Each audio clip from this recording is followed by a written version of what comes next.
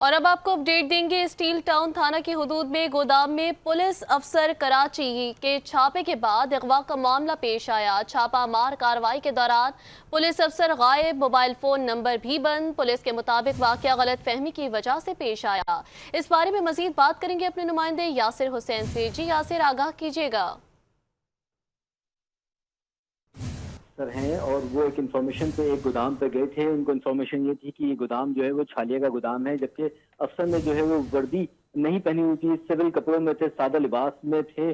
और तब लोगों ने मशकूक जानकर उनको पकड़ लिया और पकड़ने के बाद जब उनको पूछगछ की गई तो उन्होंने अपना जो सर्विस कार्ड है पुलिस का वो शो कराया। उसके बाद वहाँ के मकीन को तसल्ली हुई तो उनको फिर छोड़ दिया गया, जबकि पुलिस की नफरी भी वहाँ पे पहुंच गई थी। और ऐसा पुलिस का कहना यह है कि हमने उनको रेस्क्यू कर लिया था, जबकि ये सारा मामला जो है पुलिस के मुताबिक गलत फहमी की बिना पे पेश आया। जी यासिर, तफसीलात से आप आगाह कर रहे थे, शुक्रिया।